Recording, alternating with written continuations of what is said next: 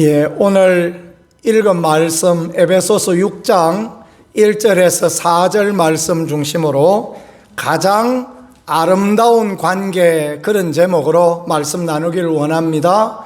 은혜의 시간, 축복의 시간 되어지기를 소망합니다. 어버이 주일인데요, 5월 두 번째 주일이 어버이 주일이지 않습니까? 원래는 어머니 날에서 출발하였다고 합니다. 20세기 초기, 그러니까 1900년대 미국 웨스트 버지니아라는 주에 아주 믿음 좋은 그런 자매가 살았다고 합니다. 안나 자비스, 그 이름도 자비가 있어요. 자비스라는 그런 자매가 살고 있었는데, 교회에서 성실하게 아이들을 가르치는 주일학교 선생님이셨다고 합니다. 미국은 그 주일학교가 참 그렇게 잘 되어 있습니다. 특별히 우리 미국 침례교회, 미국 남침례는 주일학교로 유명하죠. 그래서 전임 대통령이었던 그분, 땅콩 박사, 예, 그렇죠, 지미 카터, 그분이 참 유명하기는, 그분은 재임 중에도 주일만 되면 비행기 타고 와서 주일학교 아이들을 가르치는 선데이 스쿨 교사를 하고 그랬다라는 이야기가 정말 전설처럼 그렇게 지내오고 있습니다. 안나 자비스도 그런 여인이었던 것입니다. 성실히 주님을 섬기고, 또 그리고 그 마음으로 남북전쟁 났을 때는 부상자들을 돕고, 그리고 이제 평화운동을 펼치고, 그렇게 해서 좋은 선한 영향력을 끼치는 그런 분이셨다고 합니다. 그는 그 자녀들에게 또 교회 학교에서 가르칠 때 늘 부모님을 잘 공경하는 것이 복을 받는 길입니다, 그렇게 가르침으로써 많은 그 교회 출신 아이들이 복을 받고 하나님 앞에 잘 되어지는 그런 선한 길로 이끌어 주시던 그런 분이었답니다. 세월이 많이 지나고 난 뒤에 안나 자비스는 하나님의 부름을 바로 그렇게 가고, 그 다음에 이제 그 주일학교에서 굵직굵직한 정말 사회에 많은 영향을 끼치는 사람들이 나왔는데, 그 사람들이 그 선생님 안나 자비스를 기억하면서 추모식을 하는 그런 일이 있었다고 합니다. 우리 추모 예배 드리는 그런 게 아니라 그 사람들이 모여서 이제 추모 행사를 기리고 그랬다고 합니다. 애니라는 그의 딸을 초청하고 그래 추모 행사를 했는데, 그때 애니라는 그의 딸은 빨간색 카네이션을 준비해서 어머니의 그 단 앞에, 어머니 사진 앞에 그렇게 드리기도 하고, 또 그 자리에 참석한 사람들에게 카네이션을 한 송이씩 이렇게 다 나눠줬다고 합니다. 이런 귀한 어머니, 복된 어머니, 신앙의 어머니를 기억하자. 그래서 미국에서는 어머니 날이 제정되어졌고, 어머니 날에 이제 어머니에게 카네이션을 달아주는 것이 아름다운 전통이 되어졌다라는 것입니다. 그러다가 보니까 아버지들이 하는 이야기가, 아니 아버지는 그럼 뭐야, 우리 아버지도 같이 끼워줘. 그래가지고 이제 어머니 날이 어머니 아버지 합쳐서 어버이날로 제정되었다, 그런 유래가 있습니다. 1930년에 구세군 선교사들에 의하여서 한국에 도입되어졌고요. 그리고 1956년에 국가에서 어머니 날로 그렇게 지정하였고, 1974년에 어버이날로 공식 이렇게 이름이 되어졌다고 합니다. 5월 8일이 그런 날이죠. 근데 이제 사실 1930년대 이후에 계속해서 한국교회는 5월 두 번째 주일을 어버이 주일로 지킴으로 부모의 은혜를 생각하고 효성을 다하는 그런 아름다운 관계를 만들어 가자. 그래서 또 하나님의 교회가 복을 받고 성도가 복을 받자. 그래서 어버이 주일로 지키고 있는 그런 부분이 되어지겠습니다. 에베소서는 보니까 성령 안에 있는 아름다운 관계들을 말씀하거든요. 성령님 안에서 하나님과 아름다운 관계, 또 부모와 자녀의 아름다운 관계, 종과 상전의 관계, 이런 관계성들을 쭉 이렇게 말씀하시므로 이 관계 안에서 아름다운 열매, 복된 열매를 맺어갈 것을 그렇게 말씀해 주고 있는 게 에베소서입니다. 그래서 하나님의 교회가 잘 되어지고 가정들이 잘 되어지는 비결을 가르쳐 주는 거죠. 꾸준히 돌보고 가꾸면 열매를 잘 맺게 되어 있습니다. 제가 심호하던 교회에 200평짜리 밭이 하나 있었는데요. 그 전임 목사님이 이제 거기다 교회 건축을 생각하면서 구청에서 임대하여서 쓰던 그런 땅이 있었습니다. 거기서 제가 농사 짓고 했는데요. 밭 입구에 단감나무가 하나 있었어요. 우리 교회에서 열심히 이제 봉사하다가 이사를 감으로써 다른 교회로 이제 가셨는데, 그분이 이사 갈 때 교회에서 너무 고맙다고 양복 한 벌 입으시라고, 사 입으시라고, 그래서 얼마간 금일봉을 우리가 드렸습니다. 좋은 교회죠, 그죠? 저는 사회 가던 전사님들 갈 때마다 꼭 그렇게 전사님들도 가시면 꼭 양복 한 벌 사 입으시라고 그렇게 이제 금일봉 이렇게 드리고 그랬는데, 그 집사님이 오랜 동안 20년도 30년 넘게 교회에서 충성하신 분이라, 그래서 이제 양복 한 벌 사 입으시라 이렇게 드렸는데, 이분이 한 일이 있다고 하면서 그 교회 밭에다가 나무를 심어 주셨어요. 그래 단감나무도 심어 주시고 매실나무도 심어 주시고, 그래서 이제 세월 지나다가 보니까 그 나무가 쉽게 안 크더라고요. 근데 이제 밭 입구에 그 밭둑 위에 세우는 단감나무가 하나가 이만치 자랐는데, 키가 한 3m까지 올라갔는데 안 열어요. 단감나무도 순나무가 있나요? 그런 이야기 들어보셨습니까? 저는 못 들어봤습니다. 그래가지고 제가 이제 연세에 드신 권사님한테 물어봤어요. 권사님, 저놈 저거 열리지도 않는데 잘라볼까요? 그러니까 그 권사님 말씀이, 목사님, 성경에도 두루 파고 거름 주고 한 해만 더 기다려보자 말씀도 있잖아요. 또 목사가 또 성경에 있다고 그러는데 또 할 말이 있나요? 그렇지? 그래가지고 예 권사님, 조금만 더 놔둬보십시다. 그래 놔뒀더니 세상에 그 해에 말입니다, 그 해에 한 100개 열었어요.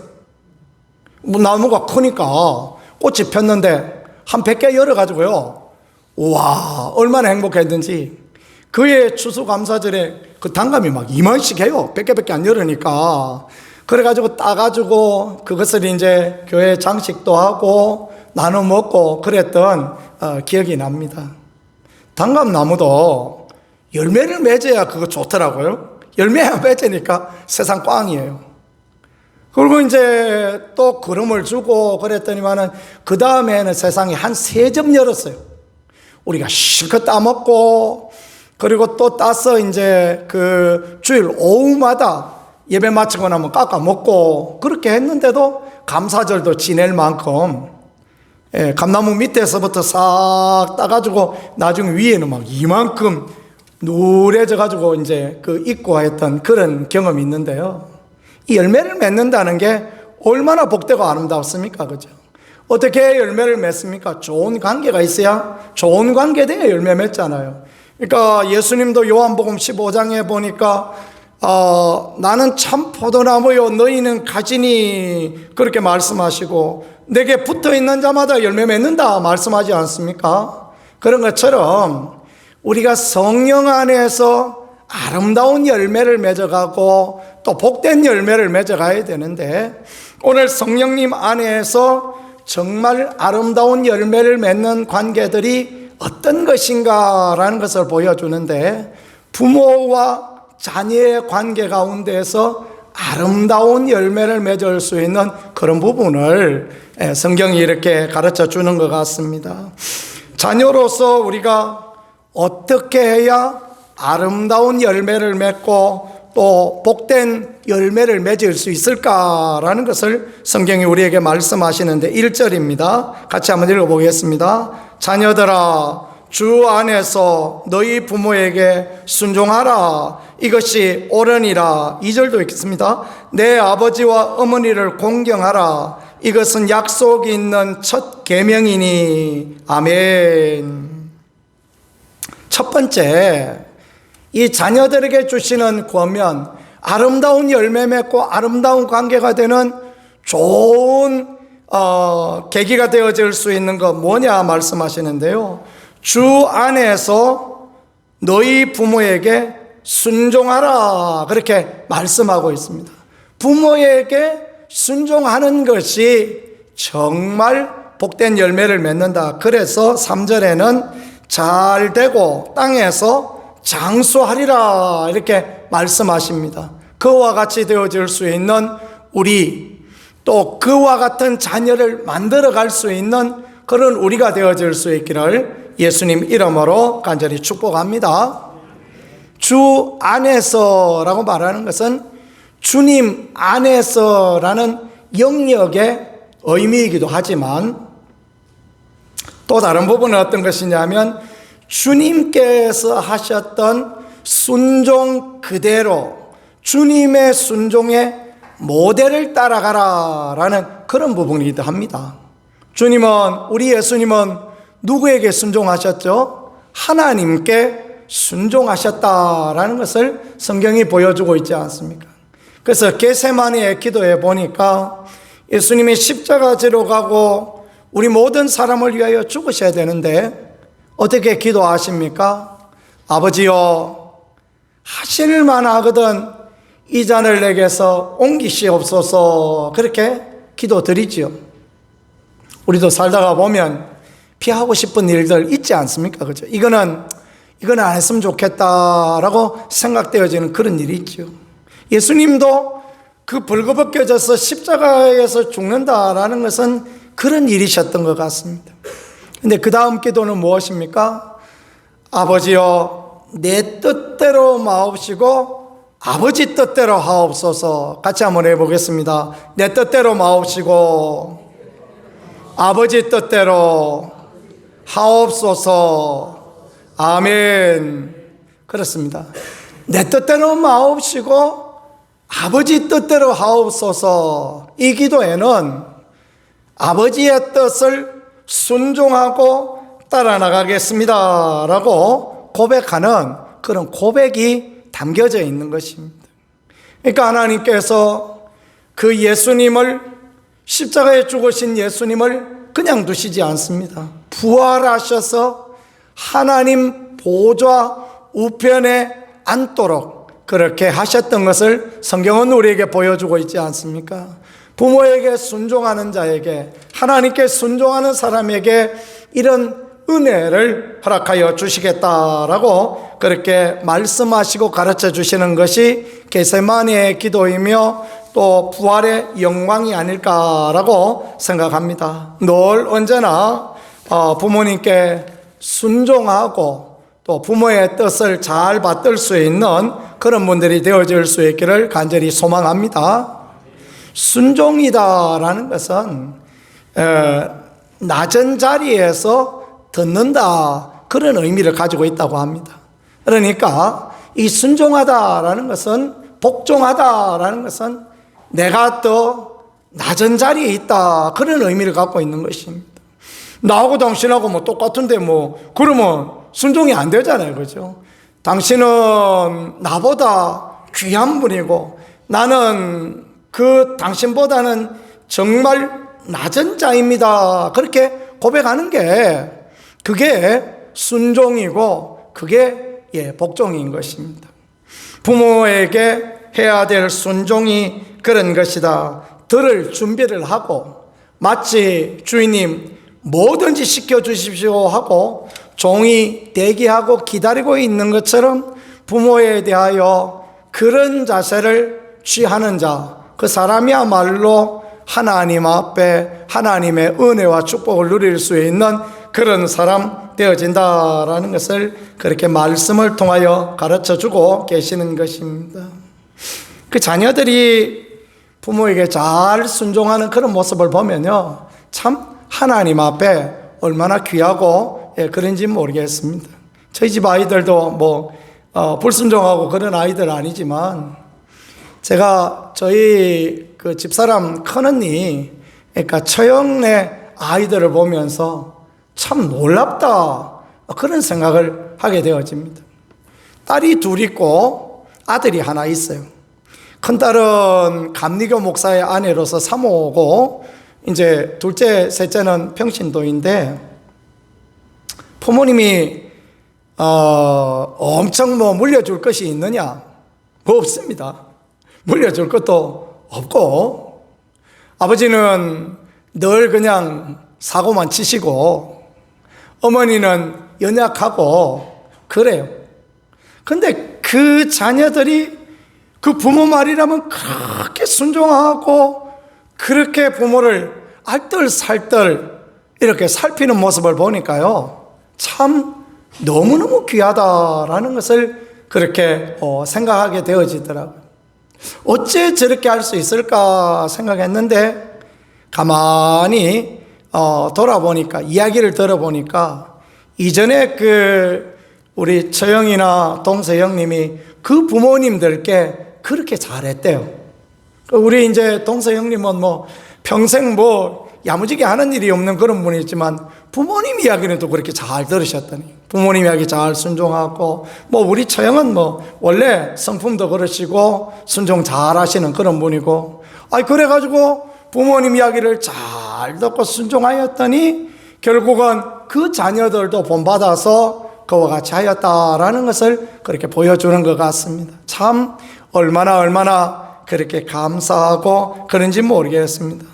순종하는 사람들 집에 하나님이 복을 주시잖아요. 그게 뭡니까? 잘 되고 또 장수하리라. 잘 되는데, 잘 됐다 다음날 죽어보면 뭐합니까? 그죠? 아무 의미 없는 거 아닙니까? 잘 된 것과 함께 장수하리라. 그런 복을 누리시기를 축복합니다. 그런 은혜를 누릴 수 있게 하나님이 도와주신다라는 게 얼마나 그렇게 감사합니까?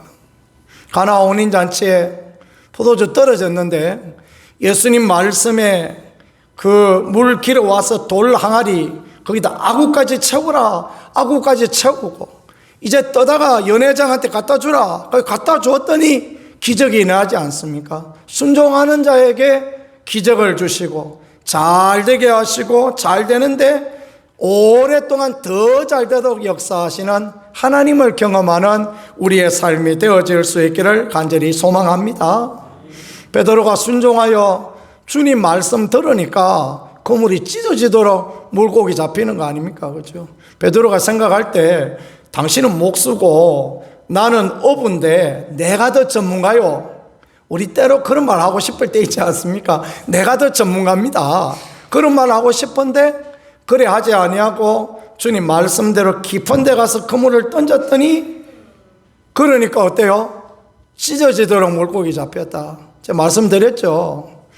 깊은 데 가서 그물 던지면 못 잡습니다. 물고기 다 도망가 보고 하나도 없어요. 그런데도 깊은 데 가서 던지니까, 그러니까 주님이 몰아주시고 주님이 은혜 더하여 주셨다라는 것은 우리가 어떠한 순종으로 나가야 될 것이다 라는 것을 보여주시는 것입니다. 공경하라 말씀하세요. 2절입니다. 내 아버지와 어머니를 공경하라. 이것은 약속이 있는 첫 계명이다. 공경하다라는 것은 어떤 말이냐 하면요, 중요한 분으로 대하다. 정말 가치 있는 분으로 대하다. 부모님을 중요한 분, 가치 있는 분으로 대해야 된다. 이렇게 말씀하고 있는 것입니다. 그럴 때 하나님 복을 주시고, 그럴 때 하나님이 은혜를 주시는 거예요. 여기에 공경하다라는 단어는 어디에 주로 쓰여졌습니까? 하나님을 공경하라, 하나님 대하듯 하라, 그때 공경하라라는 단어가 쓰여진 것입니다. 부모를 대할 때 어떻게 대하라고요? 하나님 대하듯이 대하라라고 그렇게 말씀하십니다. 이럴 때는 우리 청년들도 많고 또 그 학생들도 많고 이래야 되는데, 그죠? 이래야 오늘 막 설교할 때 힘 좀 나고 그러는데, 저 방송실에 있는 우리 딸만 들으라고 하는 이야기 같더니 그러면 안 되는데, 그치? 어찌됐든 이렇게 공경하는 자에게 주님이 복을 주시고 주님이 은혜를 허락하여 주시겠다라고 그렇게 말씀합니다. 어제 청소 나와서 자녀들한테 뭐 좀 받았느냐 물어보니까 우리 김종복 장로님, 아이고 봉투 하나 받았다고 그러면서 너무 좋아하시더라고요. 맞습니다. 참 얼마나 귀한 일입니까, 그죠? 그게 하나님 앞에 아름답고 복된 일이에요. 그게 참 귀한 일이에요. 여기 공경하다라는 단어가 워십이라는 단어가 이 공경하다라는 단어와 같은 의미를 갖고 있습니다. 워십이 뭡니까? 예배 아닙니까? 그죠? 하나님께 예배하는 것이 하나님을 공경하는 것인 것처럼 부모님을 높여드리고 부모님의 말씀에 순종하고 부모의 뜻을 살피고 할 수 있다는 게, 그게 나한테는 싫은 것일 수도 있고 나한테는 왜 이런 말씀을 할까? 어른들은 꼭 보면 잘 잊어버리시잖아요. 했던 말 또 하고 그러시잖아요. 우리 아버지도 옛날에 살아 계실 때요, 얼마나 했던 말 또 하고 그렇게 하셨던지 모르겠습니다. 그 연세 들면 늘 그래요. 나는 안 그러시죠? 그렇지 않습니다. 그렇지만은 그럼에도 불구하고 부모를 공경하고 부모를 순종하는 자에게 하나님이 어떻게 하시겠다고요? 하나님 복을 주시고 하나님 은혜 주시겠다. 성경이 그런 이야기를 기록하고 있지 않습니까? 룻기에 나오는 룻이라는 여인, 그 여인에게 하나님이 그런 은혜를 주십니다. 룻은 이방 모압 여인 아닙니까? 그래서 원래는 이스라엘에 살 수도 없는 여인이었는데 그 어머니 나오미가 모압 땅에 흉년의 모압에 내려가서 남편도 잃고 아들들도 잃고 그러니까 그 어머니를 불쌍히 여기고 그 어머니가 믿는 하나님 믿으려고 룻이 따라옵니다. 그럴 때 하나님이 어떤 복을 주세요? 보아스를 만나서 좋은 가정 만들 수 있게 도와주시고 다윗 왕의 그 정조모가 될 수 있게, 그 가문에서 다윗 왕이 나오고 다윗 왕의 계보에서 또 예수님이 나오고, 이 룻이라는 여인은 정말 시어머니를 잘 공경함으로 말미암아 시금치도 안 먹고 하는 그런 시대에 그 시어머니를 잘 공경함으로 말미암아 생각지도 못한 복을 하나님 부어주시지 않습니까? 그러니까요, 하나님이 공경하는 자에게 이런 은혜를 허락하여 주신다. 잠언에 보니까 백발나 앞에 일어서고 그렇게 말씀하십니다. 그래요, 우리 가운데 있는 어른들, 이 사회에 있는 어른들을 존중하고 귀하게 여기는 그런 일들을 감당하게 되어질 때 하나님께서 이런 복을 주시고 이런 은혜를 허락하여 주신다라는 것을 말씀해 주시고 가르쳐 주는 그런 부분입니다. 교회 이렇게 부흥하는 교회들, 또 잘 세워지는 교회들 보니까요, 그 노인대학을 그렇게 잘하더라고요. 옆 교회에 보니까 구정교회 노인대학을 얼마나 잘하는지, 또 경로당의 어른들을 섬기는데 얼마나 잘 섬기는지 모르겠어요. 그 무슨 이런 교회 절기 때나 이럴 때 떡을 하나 이렇게 준비해도 다 그 모양새 있게 하더라고요. 떡하고 음료하고 이렇게, 야, 참 잘한다. 그런 생각이 들더라고요. 그래서 제가 우리 경로당의 어른들이 또 목사님 여기 구정교회에서 가져왔어 하면서 또 저한테 하나 주세요. 그럼 보면 얼마나 이렇게 잘했다 생각이 되어지는데요, 우리도 참 그런 부분들을 해야 되겠다라고 생각합니다. 그거는 그런 부분을 통하여서 하나님 복을 주시고 하나님 은혜를 주시기 때문에 그렇습니다. 그건 계산에 필요한 게 아니고 하나님 복 주시고 하나님이 은혜 주신다, 그런 마음으로 그렇게 감동하는 것입니다. 그래서 약속이 있는 첫 계명이다. 그 약속은 무엇입니까? 땅에 잘 되고 장수한다라고 그렇게 가르쳐 주시는 것입니다. 이삭이 복을 받았죠. 그 가뭄 때에 그랄 땅에 내려갔습니다. 그랄에는 블레셋 사람들이 살고 있습니다. 이 그랄하고 비슷한 그런 단어가 있죠. 아시죠? 그 그랄 사람들은 굉장히 그 사람들이 거칠고 호전적이고 좋지 못합니다. 세상 말로 하면 아주 지랄 같은 사람들이 거기 사는 것입니다. 그런데 하나님이 그 땅에 내려갔더니 그 땅에서 첫 해에 농사 지어서 100배의 수확을 얻게 하십니다. 가는 곳마다 우물, 퍼는 데마다 우물 나오게 하시고 나중에 브엘세바 언덕 위에도 우물 나오게 하시고 그런 은혜 주십니다. 왜 그렇게 하셨을까요? 그 이삭이 순종의 사람이기 때문에 그렇습니다. 그 하나님 말씀에 순종하여 그랄에 머무르게 됐지만은 아버지와 함께 모리아 산에 갔을 때 아버지가 꽁꽁 묶어서 아들에게 아버지가 야야 땔감은 네가 지고 가자. 그래서 창세기 보면요 그 땔감을 이삭이 지고 갑니다. 아버지는 노쇠하셨어요. 아들은 청년이 되어졌습니다. 지고 갈 만큼 힘이 되어졌습니다. 그런데 말입니다.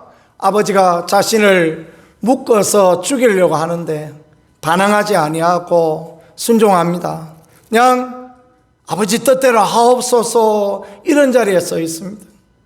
그러니까 하나님이 그 인생의 복을 주시는데 가는 곳마다 형통하게 하세요. 가는 곳마다 은혜를 누리게 하세요. 가는 곳마다 잘 되게 그렇게 은총을 허락하여 주셨다라는 것은 우리가 부모에 순종하고 부모를 공경하고 하나님께 순종하고 하나님께 공경하고 우리가 세상 가운데 있는 어른들을 귀하게 여기는 것이 얼마나 귀하다라는 것을 보여주시는 그런 말씀 아니겠습니까? 저와 여러분 우리 모두가 아름다운 믿음의 열매를 얻고 또 세상에 가장 아름다운 그런 삶을 살아가는 복된 분들 되어질 수 있기를 소망합니다.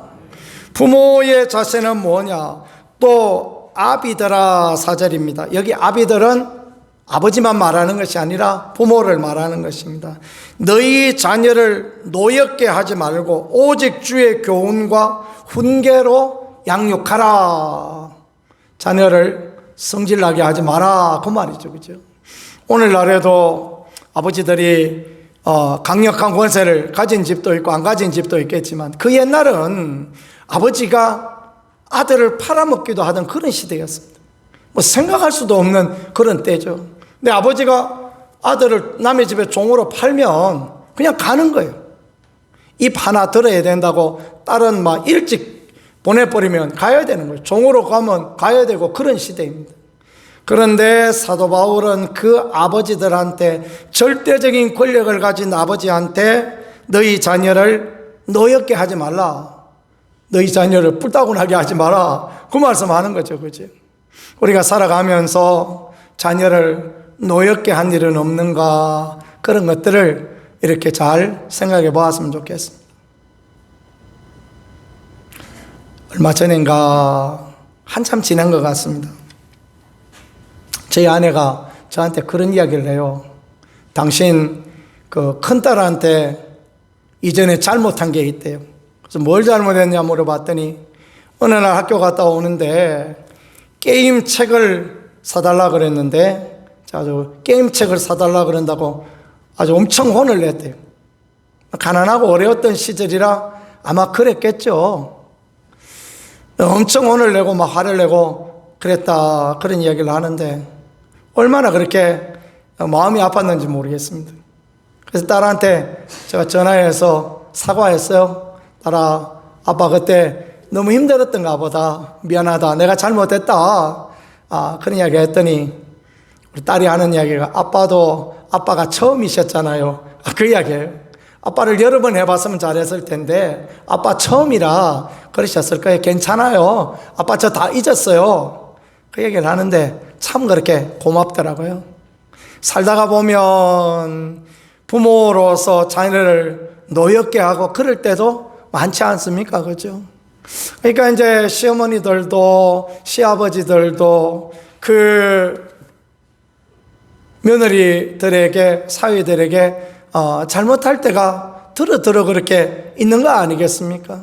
그런 부분들도 잘 정리하고 그렇게 가셨으면 좋겠어요. 그 가슴에 박아놓은 말뚝들 뽑아놓고 가면 참 아름다움이 되어지지 않겠습니까?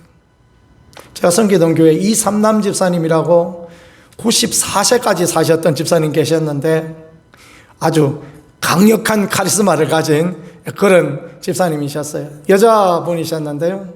근데 마지막 가시기 전에 며느리 불러놓고 얘야, 내가 너한테 잘못했다. 내 잘못한 게 너무 많다. 내가 너한테 좀 더 살뜰하게 대해줬으면 좋았을 텐데 그래 말씀하셨대요. 그러니까 그냥 그 며느리 집사님이, 지금은 권사님 되셨네, 그 며느리 권사님이 눈물을 펑펑 쏟으면서 어머니 괜찮아요, 괜찮아요. 어머니 이렇게 말씀하신 너무 감사하다고, 저희 아이들 키워주시고 또 살림해 주시고 얼마나 감사한지 모르겠다, 그러면서 풀고 가셨다라는 그런 이야기를 합니다. 그러니까 참 이 얼마나 아름다운 관계입니까? 그죠? 그리스도 예수 안에서, 우리가 가정 안에서, 믿음 안에서 아름다운 관계들을 만들어 갈 때 잘 되고 장수하고 하나님의 복을 받는 은혜가 있고, 그래서 자녀는 부모에 순종하고 부모는 자녀를 노엽게 하지 아니하고 오직 해야 될 일 뭡니까? 주의 교훈과 훈계로 양육하라. 주님의 교훈과 주님의 훈계로, 주님의 말씀의 법대로 이끌어 가라. 그러면 어때요? 이 가정이 아름다운 가정, 복된 가정 되어진다라는 것을 우리에게 그렇게 말씀해 주시고 가르쳐 주시는 것입니다. 정리해 보겠습니다. 주님은 자녀들이 부모에 순종하고 부모의 말을 아래에서 듣고 부모를 공경히 여기고 귀하게 여기는 것을 너무 좋아하십니다. 이게 사람들에게 주신 첫 계명이에요. 10계명 중에 5번째 계명, 사람에게 주신 첫 번째 계명, 그리고 약속이 있는 계명, 잘 되고 장수하리라, 하나님 복 주시겠다라는 그 약속이 거기에 있는 것입니다. 그것은 오늘을 살아가는 우리에게도 꼭 적용되어질 부분입니다. 또 부모들은 어떻게 해요? 자녀를 노엽게 하지 말고 주위의 교훈과 책망으로 잘 이끌어가면 하나님 앞에 복을 받고 하나님의 은혜를 누리는 귀한, 아름다운, 가장 귀한 그런 관계로 이끌어 주시겠다라고 가르쳐 주십니다. 이런 아름다운 가정, 복된 가정 만들고 좋은 열매 맺어갈 수 있는 그런 귀한 가정들이 되어질 수 있기를 예수 그리스도 이름으로 간절히 축복합니다. 기도하겠습니다. 하나님 우리 아버지 감사합니다. 오늘도 말씀을 통하여 마땅해야 할 것을 알게 하여 주셨으니 자녀로서 부모에 순종하고 부모를 공경하게 하여 주시고 부모로서 자녀를 노엽게 하지 아니하고 주의 교양과 훈계로 양육하게 하시고 우리 하나님의 복을, 은혜를 누리는 복된 가정, 아름다운 가정, 축복의 가정으로 역사하시고 인도하여 주옵소서. 주님이 항상 도와주시고 크신 은혜로 이끌어 주시기를 원합니다. 예수님 귀하신 이름으로 기도드렸습니다. 아멘.